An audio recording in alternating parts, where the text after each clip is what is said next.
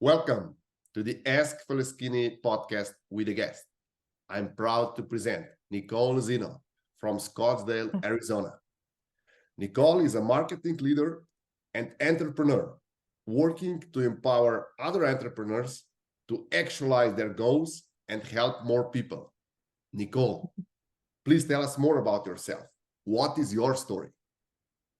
Well, thanks for having me on. My story is I come from an entrepreneurial family.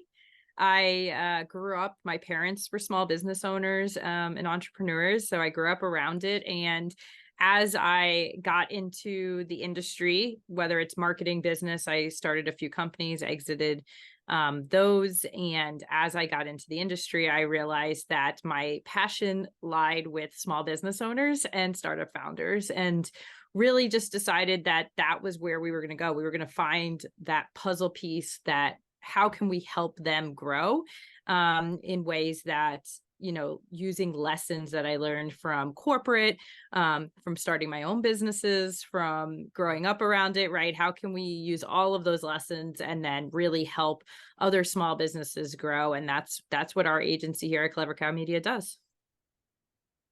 Thank you for this introduction. I have one question I would like to start with. Okay. You come from entrepreneurial background, and I would like to have your take on how important are startups. Ooh, startups are really important. I think that there's a difference between startups and small businesses for sure, but both play their part in the ecosystem. Small businesses really do create the culture and the communities that we love to live in, right? So we always look at entrepreneurs like to look at these big startups from Silicon Valley that are hitting unicorn status and making millions of dollars and starting a lot of jobs. But at the end of the day, where you want to live and the culture that is built in these main streets and these communities are small businesses.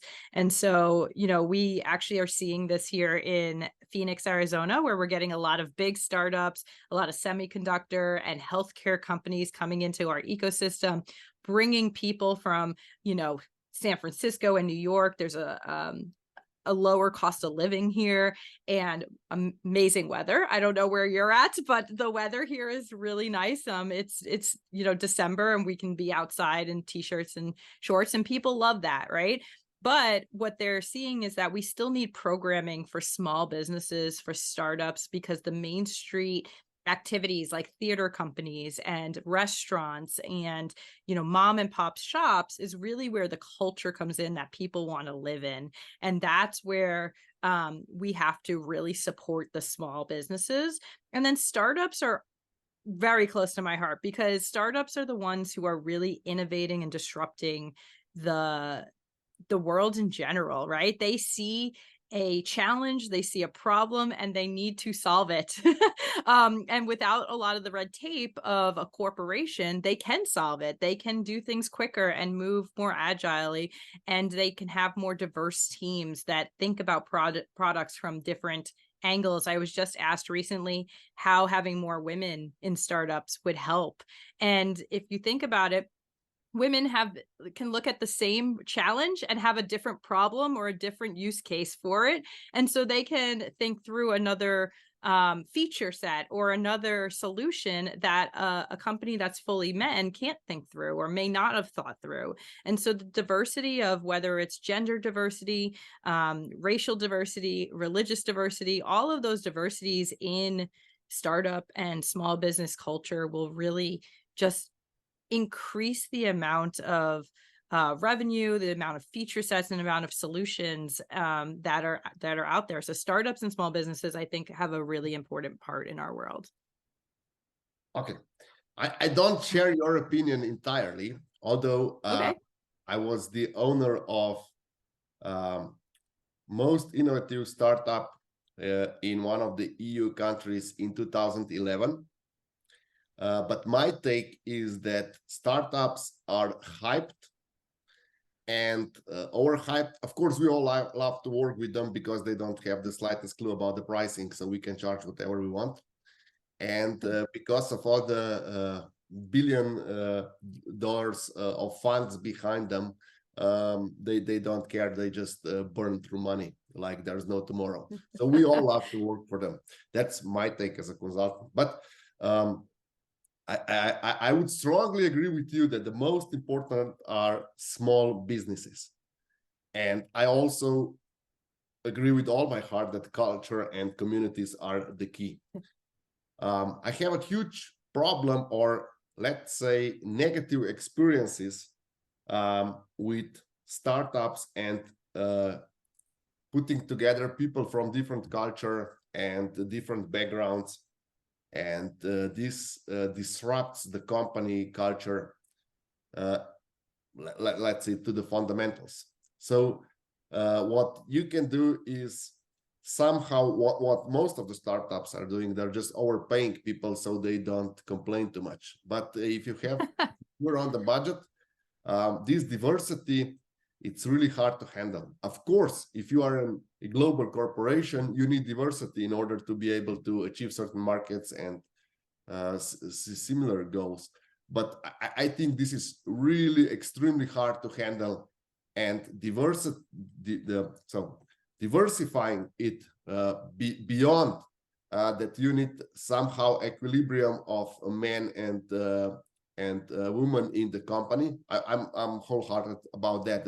That's really important, that you have this equilibrium between men and women in the company.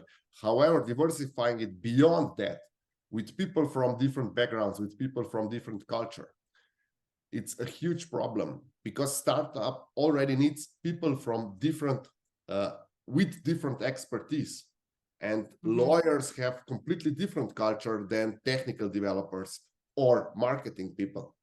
So I'm really conservative about all the disruption that startup costs, but I do believe that some of this disruption is extremely beneficial and have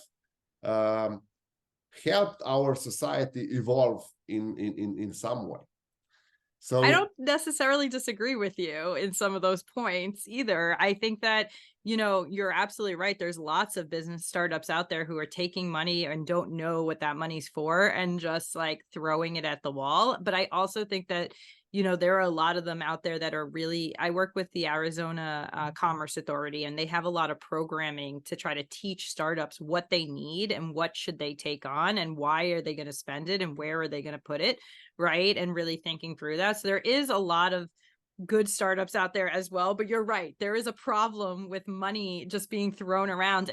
And with the diversity, there are studies that show that companies and organizations that have a diverse between gender at the highest levels of executives actually create about 14% more revenue per year than companies that are one way or the other. And when we're talking about diversity, we don't even just need diversity in a specific organization or a startup, right? Like you said, startups are hard. They don't have a lot of resources. They don't have a lot of time. Maybe they have money that they're throwing around, but for the most part, they have to go do with what they have to do, right? They have to be as most efficient as possible. But also the diversity within the industry, right? If we have 5 companies that are all run by men, and then we have one company that comes in and it's run by a woman, or 5 companies that are all run by, men of a certain race, and another company comes in with a different perspective, they're going to build a product that's going to be different, right? And so maybe it's just diversity within an industry or within, a vertical or a niche that really helps us build different products for different people's challenges. No, I 100% agree with you on that. You need diversity if you want diversify your product portfolio. That's helpful. However, my biggest concern is that diversity also brings a lot of problems, and it needs to be run really professional in order to increase productivity. In most cases, startups have enough problems as it is, because they're starting and they're venturing into unknown. So I also like the programs you're talking about where you help startups. Um, as I said, I would never recommend for a startup to be as diverse beyond certain measure because it will just complicate the things in the beginning. However, when you go out of a startup phase, I'm 100% about diversification, especially if you're going on the new market. You need people from that area, from that market. I'm 100% on that. I would like to have your opinion on another topic. Okay. You are young and extremely successful. You are on a 40 under 40 list.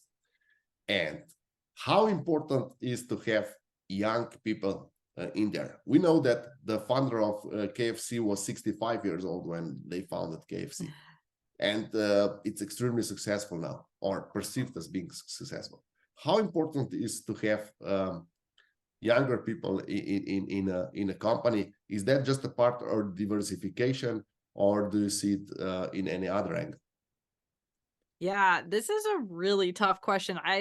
I'm pretty torn on this because I have to say, being someone who started businesses, I started my first company that I exited right out of college.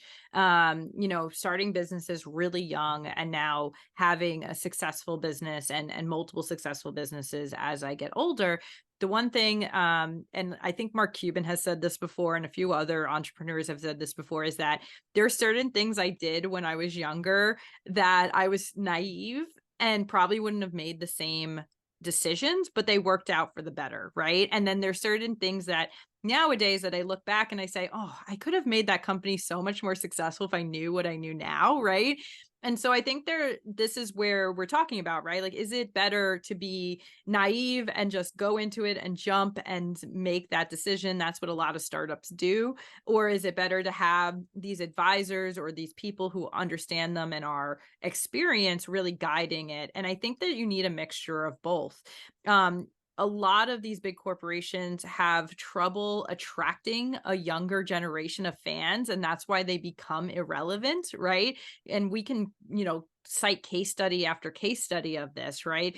Especially in like sports leagues. Like, look at golf. Golf has had the PGA has historically had an issue bringing younger fans to the sport, and then they start having these ebbs and flows of, a lot of viewership, a lot of downtime, a lot of viewership, a lot of downtime. And then you have brands like Barbie, right? They just came out with that Barbie movie. They became more relevant than ever, but they were looking at a brand that was irrelevant. And this is where, knowing what the younger generation is having emotional responses to, the problems and challenges they're having that you can solve, building products that they want to use, it's going to help keep you relevant. And so you kind of have to have a little bit of both. If you're a founder or a business owner who's young, I always recommend having what I call a personal board of directors, which is people in your life who have experience in different pieces, not everything, in different pieces that you can go to and actually ask their opinion. And whether or not you take it, that's your decision, right? There's plenty of historical data that shows that there's really no rules in this, right? There's rules you can break and there's rules you can't. But having that wisdom to walk back on and like think through your problems and think through your decisions is really important, but also not losing the ability to jump in and just do it, right? And I think that that's when we're younger, we have that ability to like be naive. And it really has helped in my career, at least, not hold me back from thinking, to like allowing my brain to stop me by overthinking it, right? So I think that you need a little bit of both, and that's, like we said, that diversity that's in there. Thank you. I like your answers, especially because of the old advisors. That is where I come in. So I would like to go to the Barbie movie. Back to the Barbie. Right now, most of the films are shot by or produced by old established producers. In the 80s, there were a lot of movies that were shot by independent production. How would you compare this independent production with a startup company? Ooh. You're like really speaking my language here. So I actually went to school and studied at the School of Visual Arts in Manhattan for video production, and then was out in LA producing and directing music videos when I started my first company. And one of the things I realized was that being a producer and director is a lot like running a company, being a CEO or an executive, right? There's a lot of the same skill sets that you learn, that you use, and it's really interesting. But I've worked on indie films, and one of the things that's really similar to a startup is that you're kind of trying to get it done on the least amount of money, the least amount of resources, the least amount of time, right? As efficiently as you can. And so whether that you may not be able to rent all the best equipment, or like, for instance, we were shooting a film in New York City and we didn't have a dolly. So we literally put someone in a wheelchair, and someone was running around pushing the director of photography in a wheelchair, shooting the shots, right? And so you have to become really creative. You have to become problem solvers in the moment. You have to figure out how to do this. And at the end of the day, it's how hard you work, right? I get startup founders all the time who come to, our company and try to pay us to do all the hustle work that they have to do in the beginning. And I know that hustle culture can be a little bit toxic, but at the end of the day, if you have to be out and handing out flyers in the front of a gym to get your product out there, that might be what you have to do in the beginning, right? And so with indie films, it's the same way, right? You sometimes hit it big, you sometimes have a great story, and the film becomes major. But at the end of the day, you're trying to problem solve, build creative solutions. You are trying to be the most efficient, and it's the same thing with an indie versus a huge production. Production houses give you money. That's basically what they do. They give you money, which can give you resources, which can give you the best equipment. It doesn't mean you're going to have a great story. And it's the same thing with startups, right? Just because venture capital gives you money doesn't mean you're going to have the people who can run the company the right way or make the right decisions. Being a good business person is a skill set, not just anyone can do it. And I've seen this time and time again where people just make bad business decisions and it's not the product, or vice versa, right? You can have all the money in the world and have a terrible product, right? So these are all things that are very similar. I think the movie industry and the startup business world are extremely similar. Thank you for these insights. I would like to have another point of view. I'm really interested in. You mentioned that in a lot of cases in startups, the hustle is not possible to avoid, and I would agree with that. However, how would you recommend for our listeners, what is the balance between how much you have to hustle, how much you have to outsource, and how to avoid burnout? I think burnout is one of the let's say the most dangerous things that can happen to startup owner. Yeah, I 100% agree. And I've been there. I've been burnt out. I've had to pivot, right? I've had to exit a company because I just couldn't make it happen because I was so burnt out. And I think that, this is something we're going through right now, actually, which is a pivot, right?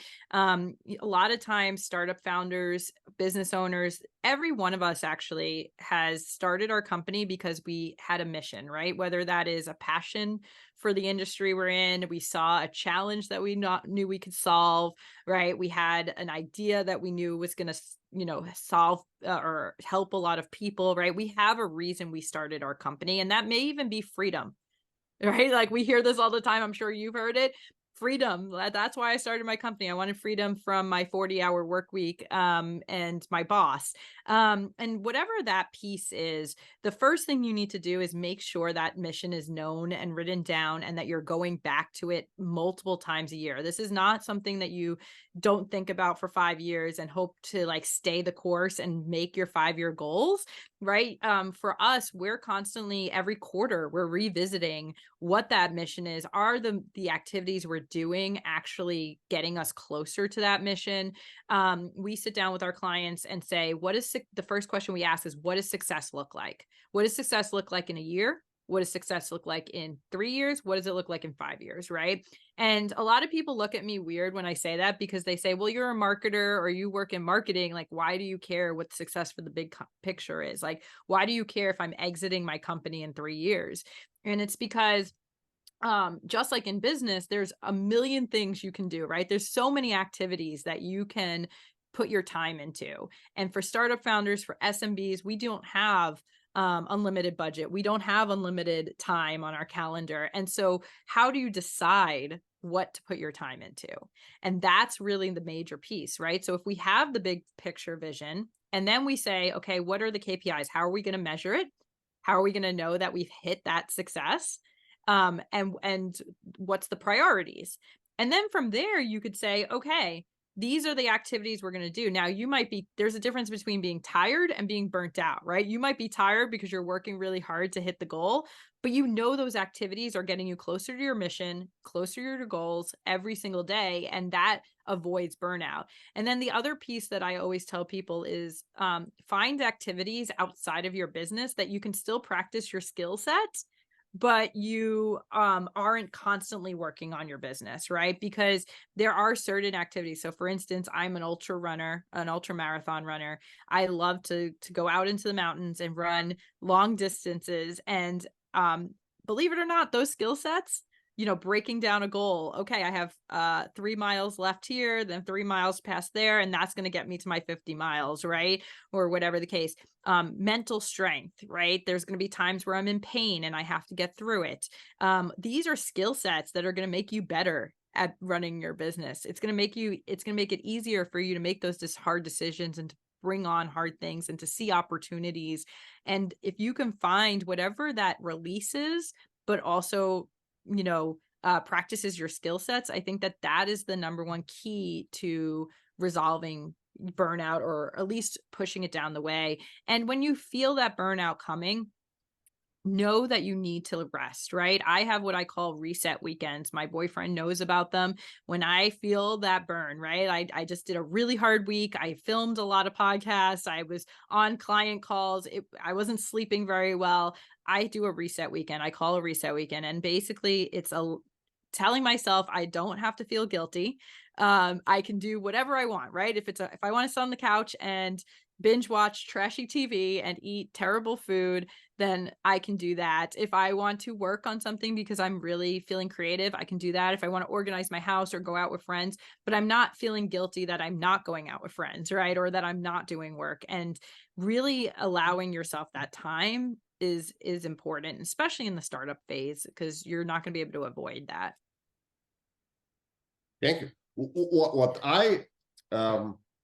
What triggered me most in your explanation was that everyone has to define what success is for them. Because social media and all the videos, they are telling me or telling us or bombarding us even with success is a huge house. Then you have to have a vacation, you have to have this type of car, all this stuff. And you said that everyone needs to define their own success. So can you please elaborate on this? Because I find it intriguing, and I'm a huge believer that success is not one thing, and that we don't all have the same goal. And even when we make the same amount of money, two people, one can be in complete misery, and the other one can be on top of the world. So how would you recommend our listeners to define their own success? What should they think about when they're defining their own success? I love that triggers you, because I think it's such a big piece of this, right? Is success can be so many things. And like you said, I can be running $1 billion company like Amazon, and I could be miserable, and someone else could be running it and they could be loving it, right? Like that it's such a big thing. And when we're young, we all want to be the next, billionaire running a major company that's changing history. But at the end of the day, as we get older, we start realizing what's important to us. And that's different from person to person. That could be, I want the flexibility to work from anywhere. Historically, we've made our companies completely location neutral because I like the idea of being able to work from anywhere, even pre-COVID, all of those. For some people, it's a money-based thing. My brother is very money motivated. He likes to have his goals around revenue and things like that. And so it's really about what lifestyle you want. And in our country here, and society in general, we tend to pick careers and then build our lifestyle around careers. And I think that's, to me, truly why people are unhappy and why people are finding that they're jumping ship on a 45-year career or a 20-year career, and they're not happy and they're moving on to something different, is because we're building our lifestyle around a career. So we say, I want to be a doctor, and then they build their lifestyle around being a doctor, instead of saying, here's the life I want, right? I want to be able to have a big family and take a lot of maternity leave and have kids maybe, or I want to be able to cut out F5 and just make enough money so I can take a vacation every year and I can support my kids through college and I can, whatever the case may be. Or I want to have a big house and I want to have a nice car, and none of those are wrong. Here's the thing. None of them are wrong, even though society and Instagram and social media may make you feel that way. It's not. And the thing is that if you're working towards what you find as success, there's nothing wrong with having a business that only makes $500,000 a year, or a business that makes $100,000 a year. If you are making $100,000 a year, you may not have to have a team. And if you don't want to manage people, there you go. That might be success for you. The way that I always explain it, though, I have this really cool exercise, if you want to call it that, to help people figure this out, because our society and our biases are going to push us, and our brain is going to push us in whatever way we think is important. And you really have to listen to yourself as an entrepreneur. Like, learning your intuition and your gut is really important. So I call it the dinner party exercise. So go in your room, on your couch, wherever you're comfortable and you feel most calm. Shut off your lights, close your eyes, don't write anything down, because when we write things down, our brain is going to say, well, I'm afraid someone's going to read it, or you might be ashamed, right? Don't write it down. Pretend you're going to a dinner party. Invite 5 people, 10 people who you want to impress. And this should not be family and friends in your mind, right? Because family and friends add a whole nother complexity to everything, right? But these are 5 people that you want to impress, whether these are celebrities, sports athletes, I don't care. They're 5 people. And then literally walk through a conversation with them. You're at a dinner party, walk through this conversation in your head, and then afterwards start to analyze it. Did you lie to them about what was the first question they asked you? In real life, it may not be the question they would ask you, but this tells you what your values are, right? What are you most insecure about? What are the things you lied about? What are the things that you were really proud of and you told them all about? And now start analyzing those pieces, right? If you lied about your job and told them you were something completely different, well, maybe you need to take steps to change your career. You're not proud of your career, right? Or if the first thing they asked you about was that they thought that you weren't wearing designer clothes, well, then maybe money is more important to you than you thought. We all want to say money's not, because we want to be altruistic and all of that. But maybe money's more important to you than it's not. And go through this conversation, and eventually you'll be able to really do this without sitting down and doing the whole exercise, but really kind of figure out what's the lifestyle you want. Where do you want to be? And think about if you want to be able to every morning go to a coffee shop and, have a latte and be part of a community, well, then you need a job that gives you flexibility, a job that pays you enough to buy a latte every day, right? Because let's face it, things are expensive nowadays. A job that, you can either do from the road or you can come in late, and things like that. And these are things you have to consider. So we can make money any way we want nowadays. There's so many ways to make money and to have a career. Build your lifestyle, figure out what that lifestyle is going to be, and then build your career around that. And I think that that's where success can come in. Thank you for this beautiful explanation, and also for the dinner party exercise that our listeners can use in order to define their lifestyle. So we can agree then that being top 1% is not being success. It does not equal being successful, or it does for some people, but it might not do the job for you. So the most important is to understand what you want and then build a life around that. Did I get this correctly? You got it 100% correct. And I think that one more piece to that is that don't listen to Instagram, right? If you're on Instagram, I guarantee you've heard the only way to be successful is if you work 2 hours a week and make millions of dollars, or the only way to be successful is if you don't join one of those MLMs and you have an actual product business, or the only way. It really comes down to what you're going to work hard at a business, whether you are a business owner, a small business startup, you're going for money, you're not going for money, you're going to work hard.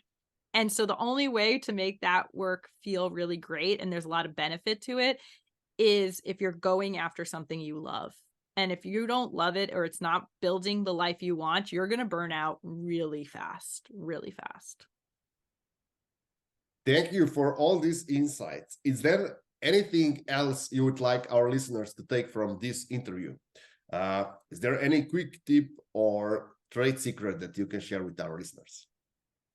I would say the number one thing that we are trying to solve here at Clever Cow Media every day is, or at least right now, this is our big mission, is that business owners are historically, what I have found, in a reactive mode, right? They are always looking for the solution today that they needed yesterday, that that unfortunately does not come as fast as they always hope it does.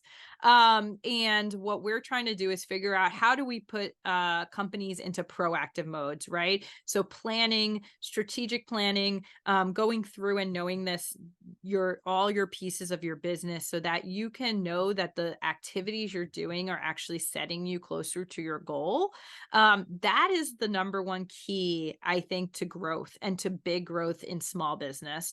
And it's one of those things that I think that small businesses can learn from startups. So startups, you know this, if you're pitching for money, which a lot of startups do, they go through a long exercise of putting together a pitch deck, which is everything from your mission, how you're going to go to market, how much money do you need, what's your runway, like who are your buyers, right? All of this information they really work through. And small business owners, if we think of it like the analogy of building a house, right? Startups generally look at the blueprints a lot, what feature sets are needed, right? All of these pieces, and small business owners jump in and start building the house without blueprints. And so what we're trying to do here at Clever Cow is really help people build those blueprints, think about those pieces, see how investing in those pieces can help your business, get them into a proactive state so that every day is not stressful, so that owners can actually take a vacation and not burn out, and so that they can have that lifestyle that they want, whatever that may be. If you know, I very rarely have met a business owner who said, my lifestyle that I want is working 100 hours a week, with no breaks, and not being able to go to a fancy restaurant, right? Like, I very rarely meet someone who says that. But whatever that lifestyle they want is, it's achievable if we get them into a state where they are investing in the strategy, into those blueprint pieces, especially when it comes to marketing, business ops, and growth. So if I had to say one thing, if you took one thing away from this, is that start building your business in a proactive state versus a reactive, stressful one. Thank you for this insight. It really resonates with me. Try to move from being reactive to becoming proactive in the future. I would like to know, where can our listeners reach you? Yeah. I want to be friends with everyone. So you can find us on social media. So we are Clever Cow Media on both Instagram. We are actually launching 2 free YouTube shows. So you can find us on YouTube. And as always, go to clevercowmedia.com, and we have all of our products, our contact form, and reach out with any questions that you have. I'm happy to help however I can. Thank you. I will include all the links in the description below. And thank you, Nicole, for being my guest tonight. Yeah, thank you. I love this conversation. I felt like it was a really good one.